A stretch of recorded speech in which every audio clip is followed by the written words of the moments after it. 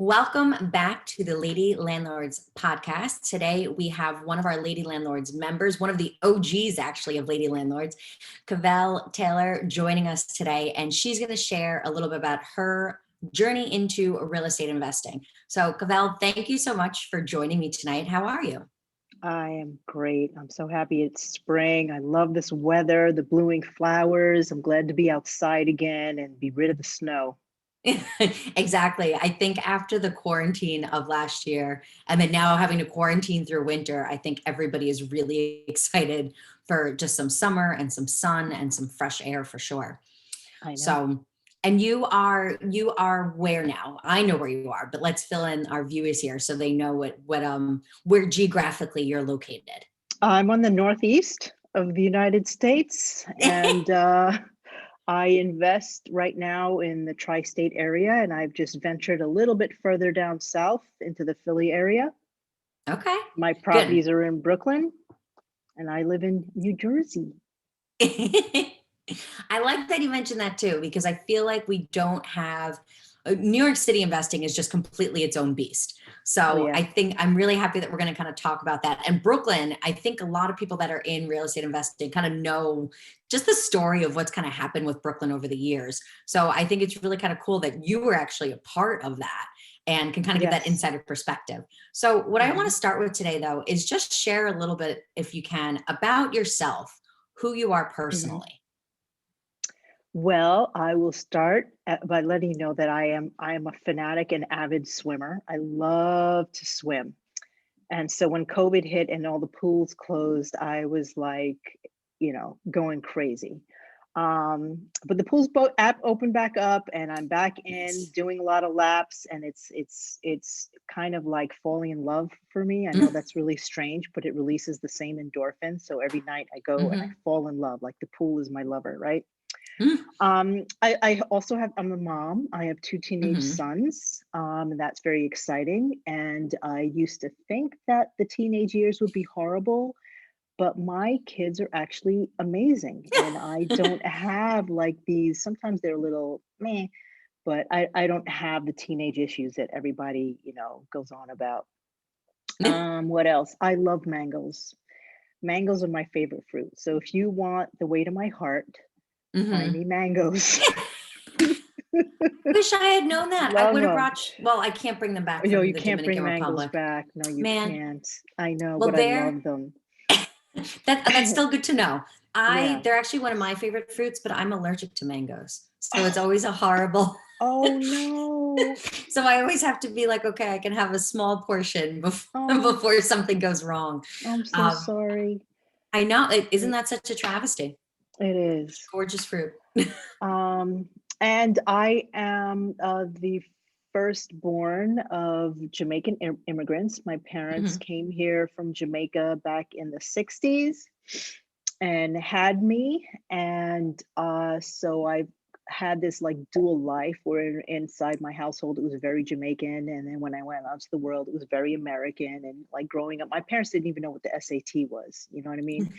So it Yeah. was interesting. So I grew up like listening to like Bob Marley and Peter Tosh and feeling embarrassed almost because nobody else was listening to that, in my Yeah. neighborhood or around me. And, I wanted to listen to Rick James, but, it didn't take very long for me to learn to appreciate that as I grew a little older. Yeah, I think that's something too. Anybody, when you're kind of growing up, you don't realize sometimes what happens in your household, especially when you come from immigrant parents, kind of isn't, it just is makes you a little bit different to other Oh, yeah. people. And I don't Oh, think we kind of absolutely. realize that. So, Hmm. and then that's interesting. It kind of came full circle, and that's something that you so embrace right now.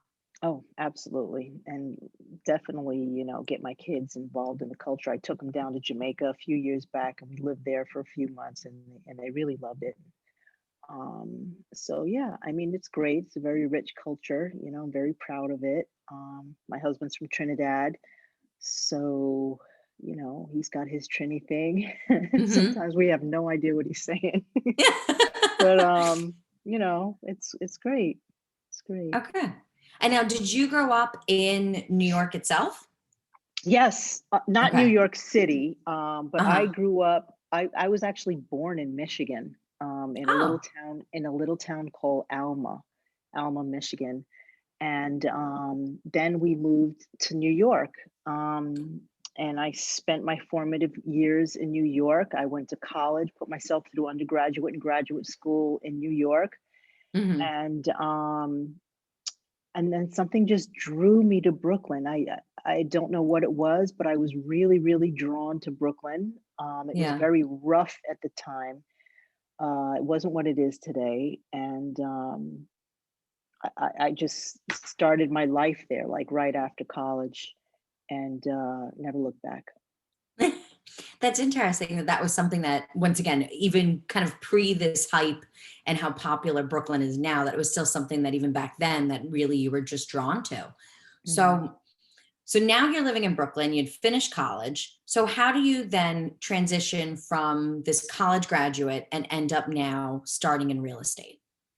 Well, it wasn't planned at all. After graduate school, I was just very determined to learn about money, make money, Hmm. and I got a job on Wall Street, and I became financially successful. I started making a decent amount of money, and every time I got my check, so much of that money just went out the door to tax, and I was like, "Oh my God, I need to make more money."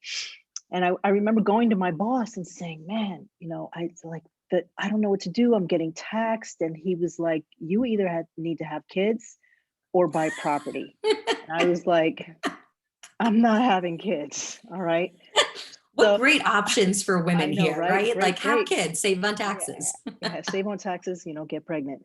And I was like, well, I'm not having kids. So I started looking for property, and my husband and I were renting in this triplex in Fort Greene, Brooklyn, and we had a roommate. Hmm. And one night we were drinking, and our our roommate, Always how good stories start. always right. That's the best story start with a drink. And my roommate said, "Why don't you call the landlord and ask him to sell you the building?" And I was like, he's not gonna do that. He's not watch. And I just dialed him, and his name was Larry. I was like, "Hey Larry, why don't you sell me the building?" And he was like, "Okay." And I was like, "Okay, thank you." And he was like, "I'll send you the contract." I didn't even ask him how much. I was just like, "Okay, thank you, bye." And that's how it started. I knew nothing at all. I didn't know about anything. I was like, I didn't have any idea about leases or tenants or renovating or mortgages, and Hmm. I literally hit the ground like running full speed ahead and tried to learn as much as I can. Back then there was no like get on Google. So a friend of mine was like, "You need to get this pamphlet by HSH Associates." And in that pamphlet, I learned how to shop for mortgages. Okay. And then my landlord sends me the contract, and I That's immediately crazy. Did you wake yeah. up like the next morning and like turn over to your now husband and then say like, "Honey, we're buying this building." Like I think he took us seriously. We I gotta. I I it was such a joke, and I'm gonna be honest, I was really tipsy, if you know what I mean, at the time. So I think the real gravity of what I had gotten myself into hadn't even it never hit me Yeah. ever. Like even to this day, it didn't hit. I was just like, okay, he said yes, let me do this now. We'll do it. Yeah. Yeah, so we'll do it. And so that's how I got into my first building.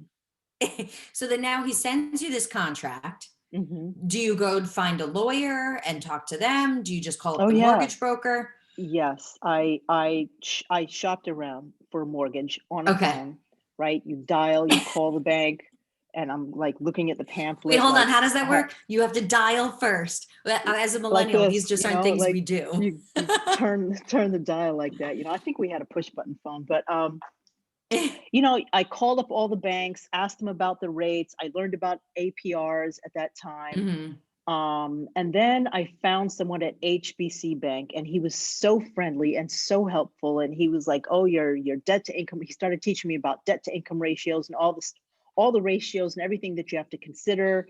Um, I can't remember how I found my attorney, but I asked a few people, and someone said, "Oh, call this woman." Her name was Georgine Podorsky, and they said, "Call her. She's great." So I called her, and we just like immediately hit it off. She was also very helpful, a Hmm. very aggressive woman, and I loved the idea of working with like a really she's smart. I haven't talked to her in eons. I wonder how she's doing. But she was smart, she was aggressive, she was informative, and I loved that. And my the same thing with the guy at HSBC, the broker, Bob Burns. Yeah. And so I went through the process and started negotiating the price, and read the contract, read everything that I got from the bank. And over the course of that negotiation, I learned that the landlord, he was like, "Oh, I'm going through an eviction right now. I'm evicting the tenant Oh on the second no. floor, but it's a friendly eviction." And I was like, "Okay, a friendly Oh, eviction." all those friendly evictions. That sounds fantastic. Everybody's just nice and friends and shaking hands on Yeah. this. Okay. So That's a he was like, fantastic phrase. I'm going to remember yeah, that. but I know it's a friendly eviction. It'll be just fine. And I was like, okay. And he was like, but you'll have to take it over. And I was like, okay. Um, I Yeah. didn't know. I was like, whatever, sure, I'll take it over. I'll do it. And Yeah, I it got, sounds yeah, easy and yeah, copacetic and no it big sounds deal. friendly. How Yeah, it was difficult could that friendly. be? It wasn't actually. I lucked out. It was not difficult. I've got a story for that. We can get to it, but remind Okay. me to tell you.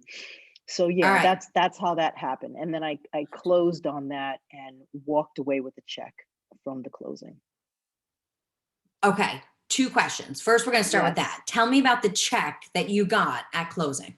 Okay. So we qualified for a first time home buyer program, and it Hmm. was in an area that the bank had like marked for development or something, because that section of Okay. Brooklyn was there was development going on.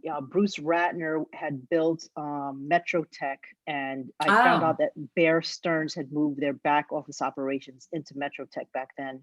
And so I was like, okay. this area is hot, and I guess the bank thought so too. So we qualified for the special Oh, program. So we only had to put 3% down, great. and then I negotiated. I got the home inspection.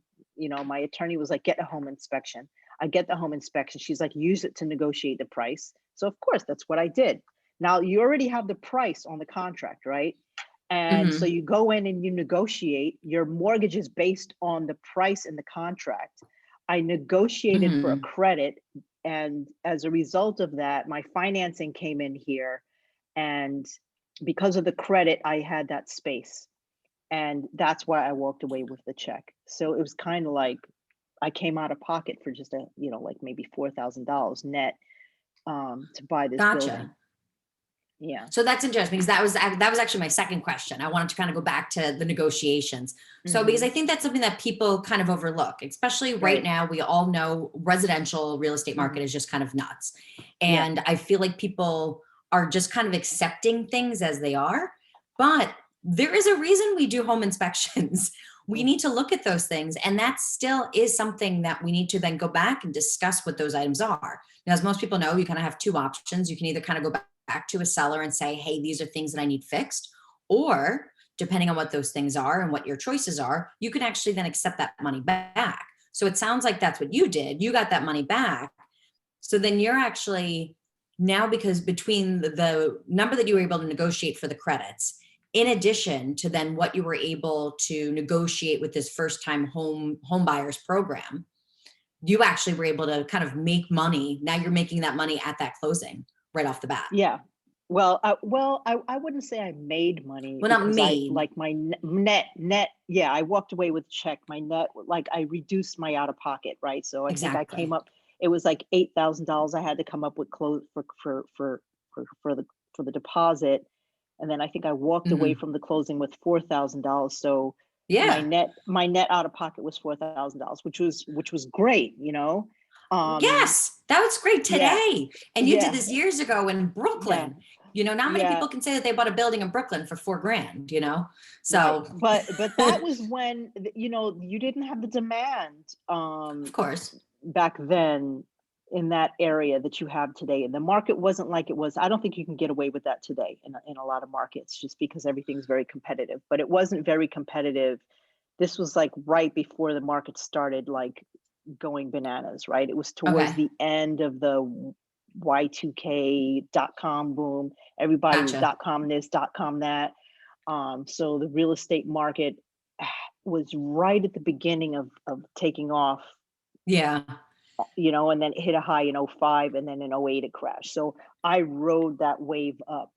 Um, Okay. so yeah. So no, honestly, like that, the timing for you really worked out very fantastic to get your foot in the door. So now all of a Mhm. sudden you move in. Well, you already I live was there. already Sorry, I was already you're there, already yeah. there. So Yeah. now you're the owner. So you're on one floor of this three family home. So you're on one Mhm. level. You got the friendly eviction, and then now is the other apartment, is that being occupied? I'm gonna be honest, I don't even remember if Okay. I think it was occupied, and we were like, "Can you leave, please?" And, because our roommate wanted to live up there, and we were like, Oh, "Fine." So my roommate, my that works husband, out. and I, we worked together, we renovated the space. Like, we went to Home Depot and we rented the machines to refinish the floor, which I don't recommend to anybody, because let me tell you, that takes a special touch. Like those guys, it's like a special touch so that you don't um jack up the floor. But anyway, we did it. Um Well, now you know and not to do it again. yeah, So no, sometimes you have to learn I don't want to do that anymore. Um, and I put new flooring down in the kitchen, and that's when I was like, oh man, this is like geometry, trying to measure the floor because it wasn't a square space, and trying to get the tiles in there. And that. I was like, "Man, when I thought geometry was going to be useless, but it's actually very helpful right now." Um, and then so my roommate moved up to the third floor, and then the second floor Okay. we completed the eviction, and Mhm. you know we got the marshal to come in, so that was like a whole experience in and of So what itself. happened with that? So when you took this over, was there already an order from the court, or did you have to go to the court to finish this eviction? I had to go to the court to finish the eviction. You did. But I was like, okay, this is friendly. Ooh, ooh, ooh. And I guess it was already far along. I don't know how far along it was. It took, I can't remember, Yeah. but it wasn't, it wasn't an impossible task that required me to pull my hair out and lose my teeth. It was, you know what I mean? Gotcha. It was a friendly eviction. Yeah. And then the marshal, it was time for the marshal. So it was a very Okay. interesting experience, the martial part. You want to hear Mhm. about it? Yeah, I would love to, because I'm sure that there's other people here thinking about, now you're house hacking, which is a very traditional way to kind of get started in real estate investing. Yeah. And one of the main issues that people are always concerned with is this awkwardness if things go bad, Hmm. if one of their tenants in the same building, now they have to evict. Hmm. So yes, walk us through now what this is like living with the person that you're evicting, and how they ended up leaving. Well, because my landlord said it was a friendly eviction, I was still like, "Hey, good morning, hi." It like the relationship hadn't changed because we had a pre-existing relationship. But when we Good. did take over the building, I did send out a notice and say, "Hey, I'm the new landlord. You got to pay me now." I mean, I didn't say it Hmm. like that. It was much prettier than that, but I sent notices letting everybody know that I'm the one now that you need to pay. And by the way, you on the Hmm. third floor, we're taking the apartment back. I didn't say it like that, but I was like, we would like to have the apartment back, and they were willing to move. And then the second floor Hmm. was like, I was like, okay, I'm taking over the eviction procedures, and it was like okay, but everything was done in writing. And then we got the marshal, and Hmm. at that time in New York, when the marshal was coming, you had to be able to enter the apartment. You couldn't just like put a sticker and then walk away. You had to be able to serve the person. Yeah. And so the marshal comes, we're like, pretty pumped because we're thinking, okay, we're going to start renovating this space.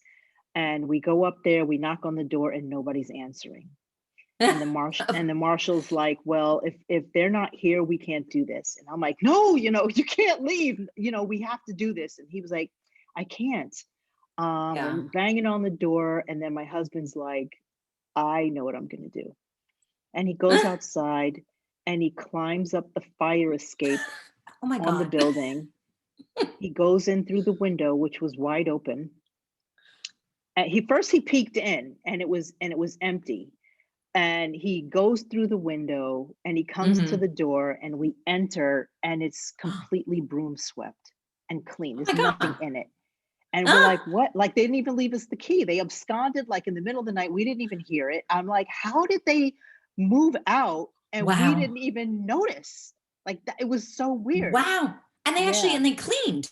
They And they cleaned in the cleaned, end. and they cleaned in the end, so we were very, very lucky. So, like, now, back then, I was like, they absconded in the middle of the night and, I didn't hear it, but I was like, now when I think about it, I'm like, "Okay, my husband and I were working during the day. They probably left in the middle of the day, we're not there, and they didn't even say anything. Goodbye, here's the keys, blah, blah, blah." Yeah. And I don't even know when they left. We had no idea That's when the it crazy happened. part. Who knows how Yeah, long they were gone for? I I mean, I'm don't sure it was know. only a few days, but like, that's Who still crazy knows? that this whole time you're trying to get this marshal to come out to get a scheduled time. You might have had to take off time from work to do this. And this whole time, these people had already left and you had Yes. an empty apartment above you.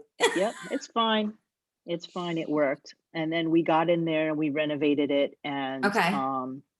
and everybody says don't do business with my friends, but I put my friends in that building. And Yeah. because they were the people that I knew and they needed places and they were all reliable people and they paid me.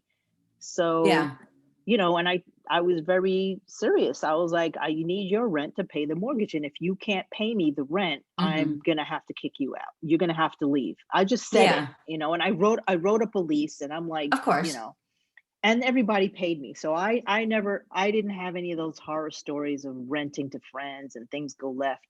You know, it was a very positive experience. Good. And you never know with that. I mean, we do. We hear all the time because clearly Hmm. if something goes left and it's a person you're not related to or you're not friends with, it's much easier, right? Because then it's just kind of you could detach yourself a little bit more emotionally to say, okay, I don't know these people.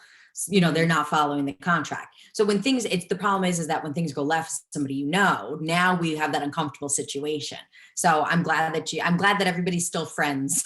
Yeah, it worked um, you out. It know, worked out fine. Yeah. yeah, and there's absolutely fantastic stories of that. It's just clearly when things go bad, things go even more Bad. worse. Yeah, They go really bad if it's somebody that you know or God forbid a family member. So absolutely. good. Okay, so you had good tenants in there. We had friends. So that must have been Yeah. like a fun place to live, to be honest. I would have Oh loved to yeah. live.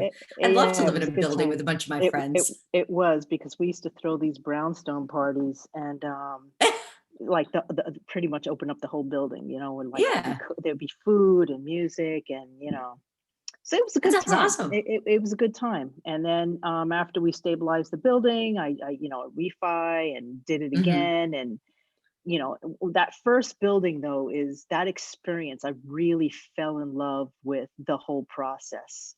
Yeah. I loved looking for the mortgages and comparing them. I loved negotiating the contract. I loved, just renovating and going to Home Depot and trying to, put my vision into this building. And I Hmm. loved it so much. Literally, I was still working full time, both my husband and I. So Hmm. I come home from work, take off my corporate suit, put on my construction clothes, work till 2, 3 in the morning, get back up at 6 a.m., go to my day Yeah. job, work my day job, come home, and it was just absolutely wonderful. And I was like, this is what I am meant to do. So I kept doing it.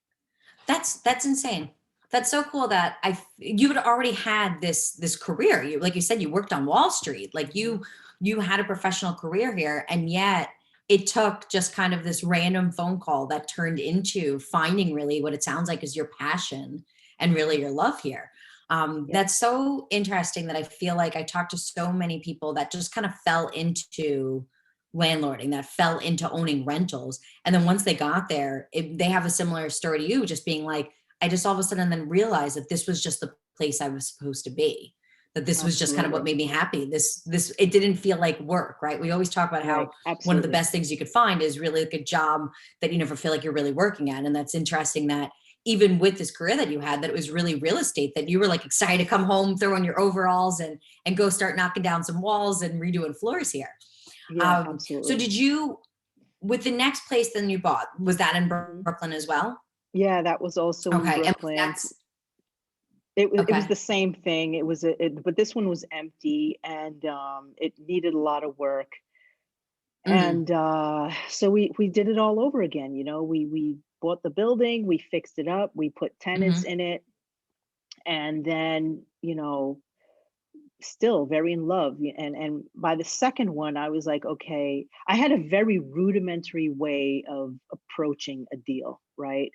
Very okay. rudimentary. Like today I would never do this, but the bottom line was, I was like, how much is it going to cost me to have this building? Mhm, What is my insurance, mortgage, mhm, um and electric and water bill?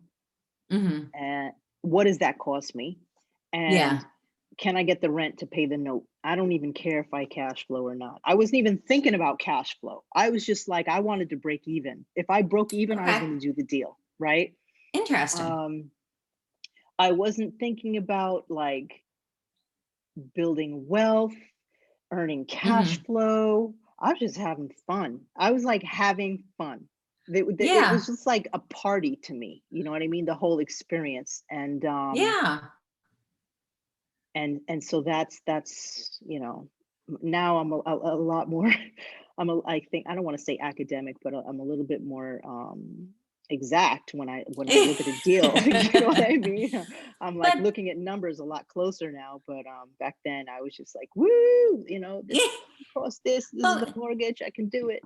exactly, and it's just kind of like I think what's important to hear here is that you actually did it, right? I Mhm. feel like sometimes us as real estate investors, especially starting out, we sit there and we have to check every single number like 14 times, and we have to make sure that we've listened to every blog and every podcast and every experts and get 100 different opinions of what we do, that sometimes it almost like scares us too much to actually do things. I'm sure you've heard a lot of people, we talk about this in Lady Landlords all the time, about that like analysis paralysis, right? We just kind of get stuck, kind of not taking that step.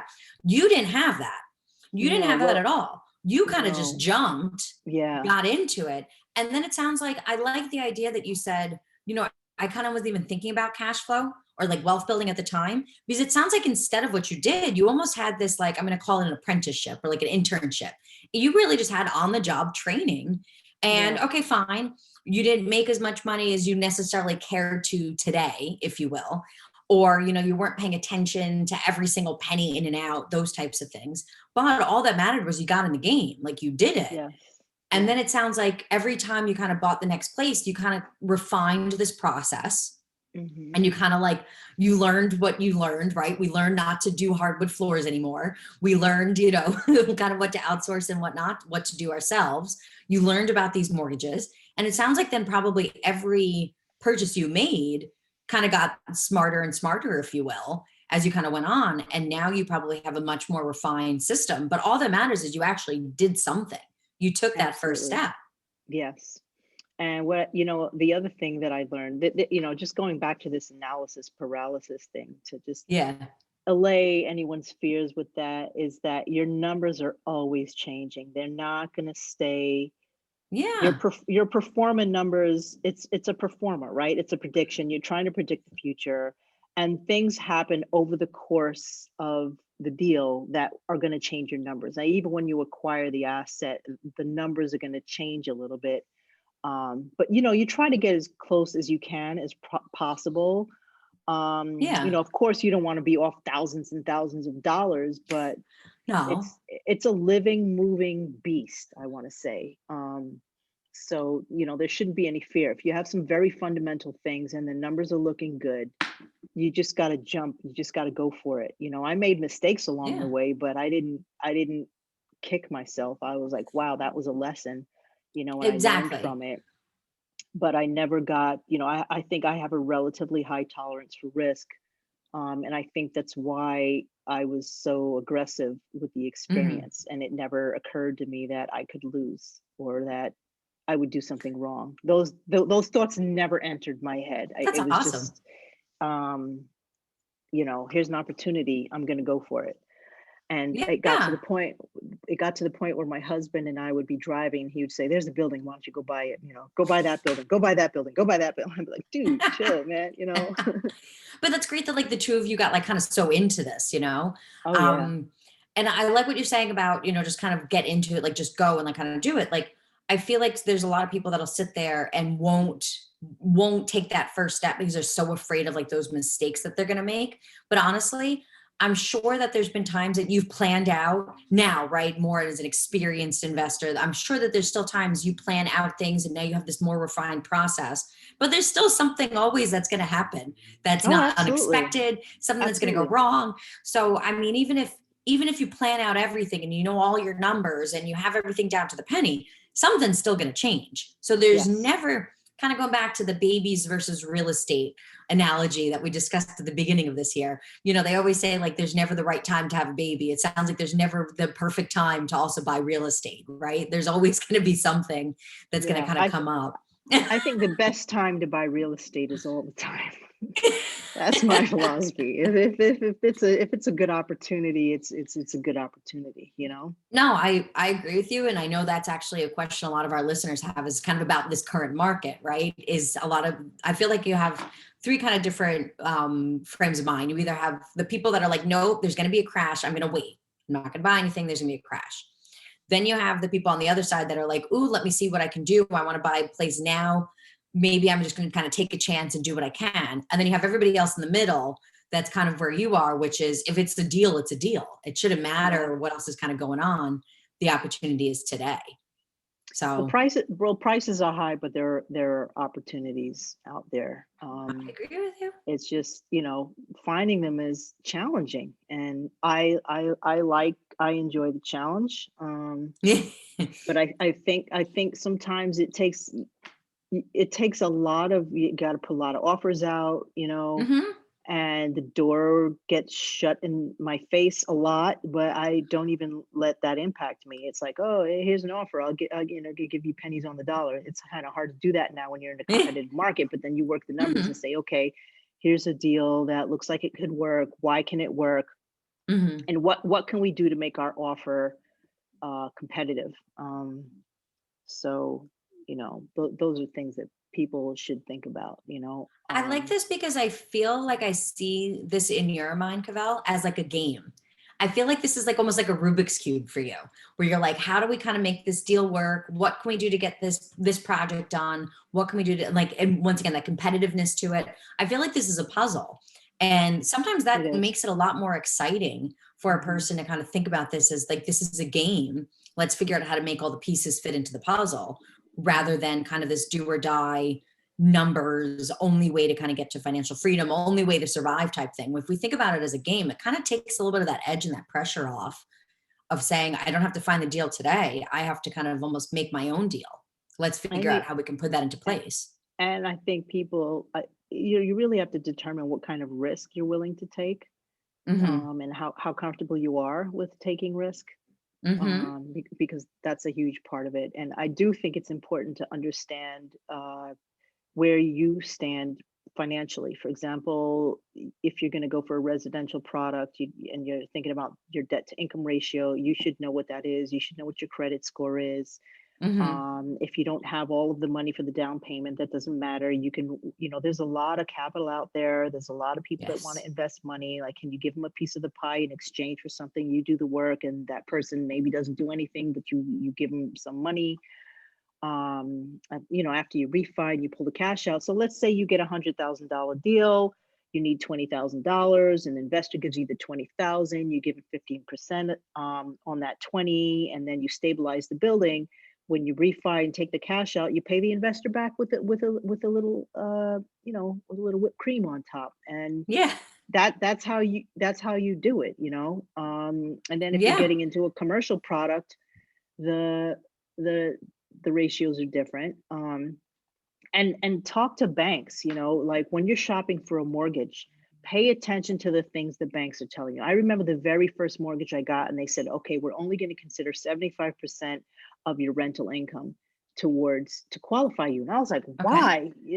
What's wrong? I'm getting 100% of the money. Why aren't you going to consider 100% of the money? And they're like, well, because you need to put aside 25% for maintenance. So I was like, oh, I didn't even think of that.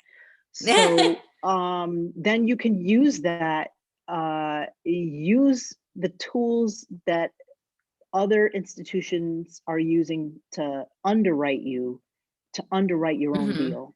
That is the best way Yeah. to do it. It's like if the bank's saying I'm only like, things are tightening up right now. Um, Yes. so if a lender's like, okay, I'm only going to lend you 75%, it's like, well, why? What other ratios do I need to look at? How am I going to raise this money? It doesn't have to be all you. Um, so, it's I think just, that goes back to that idea of like making sure to find kind of those right like team members, right? oh We yeah. want to make sure we have the whoever we're speaking to, our lender is somebody that's going to communicate with us and educate us and have those be willing to have those conversations. So that way we can take that information and really kind of learn from Hmm. it. So it Yeah, sounds like that was something that was really important for you. Just how I loved how you even remember the name of the person you got your first mortgage from, and the absolutely. first attorney that you worked with. Yep. And it sounds like those were really people that helped kind of share this information. Once again, this wasn't something you planned on kind of getting yourself into, but it sounded Hmm. like they were really important for you to just kind of Very. guide you or just kind of point out some of Hmm. these things that just didn't, to think, oh, not to think of that maintenance fee or Hmm. why they wouldn't accept 100% of the rents. Like those little tidbits there are really important. And that's something that now you've carried through your entire real estate investing career here. Hmm. Absolutely. So, so making sure that you find those right people is going to be really important.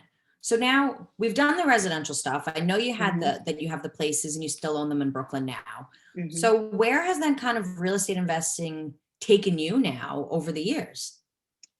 Well, I got to a point where I got laid off from my Wall Street job, and I had my kids and Hmm. decided to retire. So I actually retired, and because I really wanted to be a mom, I really loved it. Yeah. I wasn't comfortable leaving my kids with nannies and babysitters and stuff, and I didn't want someone else to raise my kids while I was building a career. It's different for everybody, but that's how I felt. I just Yeah. really I wanted to focus on motherhood. So I did it. I took some time off, and Hmm. now that they're older, I was like thinking, what should I do next? Should I go back to school? I knew I wanted to do bigger deals. I wanted to get into the commercial side. So I started looking at programs at universities, and I was looking at the tuition. I'm like, man, this is crazy. Like, what's my ROI on this? I'm not going to get any cash flow from a diploma. And then I was Hmm. like, you know what? I'm going to go get a W-2 job as a property manager. I was like, I'm going to take my experience because I'd been managing my portfolio while raising my kids anyway. Yeah. And I was like, I'm going to leverage my experience and get a job as a commercial property manager. And I did it. And let me tell you, that experience has been, I've learned a lot. Um, I've Hmm. learned I've learned a lot, and it's been amazing. Um, and then how has that experience helped you in your real estate, in your own portfolio building? uh, well, I'm in operations, okay? So it has Hmm. really strengthened my operations experience, and there are Okay. systems that I understand now that I didn't understand before. For example, cooling towers. I mean, I know a lot more about cooling towers and elevators and fire suppression Ah. systems now than I did, like, 5, 10 years ago. So that kind of stuff is really important when you want to get a really big property. And if you've got a system with a cooling tower on the roof or there's an elevator in the building, just the operations side has, it's one Hmm. thing to buy a property, an asset, and it's another thing to manage it. It's just two different animals. It's kind of like making money and Yeah. building wealth, right? You have to be able to manage it and understand the P&L, Hmm. understand because now your expenses are a little bit more, um, there are more line items in your expenses, and Hmm. a lot of different systems that you have to check out and manage. I have to interview uh, different vendors and contractors, water treatment system for the cooling tower, the elevator maintenance guys, the HVAC maintenance, so I've learned a Hmm. lot about that, and it has really informed the way that I look now at opportunities. Because I'm like I hone in on uh, the P&L of of another property. I look to see systems that might be run down. Hmm. Um, and it's not as scary now to me as it was like 10 years ago, you know? Okay. And I have, I mean, not that I didn't understand financials before, but Hmm. I think it has really sharpened the way I look at um, a financial statement, which I think Gotcha. it's very important, right? 'Cause it's one thing to like look at a financial statement and understand it and try to determine where you can make improvements with the operations of the asset. And then when you get the asset, like how are you going to implement this? What are you going to do? How are you going to measure your success Hmm. um, through numbers and through the tangible asset? Like what are you going to do to it to help improve it? Gotcha. Now that's kind of almost like a, once again, it goes back to that almost like on the job education, right? So it was Hmm. actually kind of smart to be able to pick up work and move kind of then into that field that was now this love and passion of yours, but also kind of has like this second benefit to it, which is then helping you be able to kind of take your business, your real estate portfolio kind of to the next level. So can Hmm. you tell our listeners a little bit more about like what you're currently working on now? Yeah. So I had, I've had, I'm going to be honest, I got some great contacts through Lady Landlords. I went to like the first meetup that you had. And at that Hmm. meetup, I met someone and like people would say things to me and I'm like, what is she talking about? And then I would go look it up and, I'd go read this book. And I did. And it just opened up a new world. So, now I have three partners. We were in contract on a property in Philadelphia.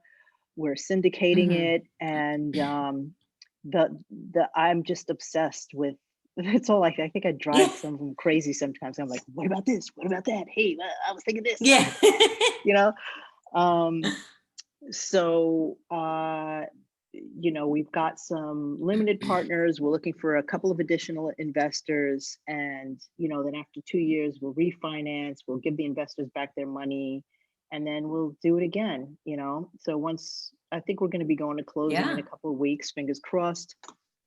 But it's been a great experience. we have Good. a we have a deck put together, and running through the financials on that, learning the commercial mortgage and what they look for has been very interesting. So that was like Hmm. that's what got me started on this path, is when I came to Lady Landlords, and I was like, I really want to learn. I think it was you that I spoke to, and I said, I want to understand commercial Hmm. underwriting.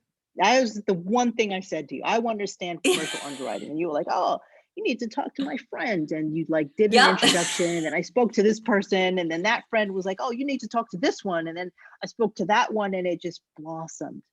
um Yeah. and now I'm in this deal, and that's the way it works. I love that. So it's a beautiful Well, thing. I I'm think having a great that was time. the whole point of kind of those networking events. That's why we do it. That's why we kind of need to get together and kind of, what I loved was that you came to that meeting with I want to know this. And that made it so much easier, not only for myself, but the other members that were there to then be able to say, oh, you need that? I got a guy, I got a woman, I know somebody that might be able to help with that. And like I said, I didn't know if it was going to directly translate to the right, to him giving you the answer. Me But what either. ended up happening was that it put you in the direction to then get to the right person that you needed to talk to. So I Right. think that's another reminder that a lot of us sit there, and especially as women, I feel like we tend to do this. We feel like we kind of need to do everything on our own. We're a little bit, we don't like asking for help so much, where we don't kind of want to sometimes like show our cards to everybody of like what we're necessarily like looking for. And I think what's important is to kind of use the community and say, hey, I need this. And you will kind of get your answer back in kind of abundance. Like that's where then Hmm. people are going to say, oh, you need that, okay, like I can help with that. And I think that's kind of the beauty of those networking events, and what we can kind of do as a community. If like that's something that you look for, and we see this all the time, I feel like in the Lady Landlords Facebook group, someone will post like, hey, I need a property manager in this small town in Georgia, I need a attorney in this small town in like Ohio. And there are people there that can actually answer those questions and say, yeah, I know a great property manager, yeah, I know a great attorney in that area.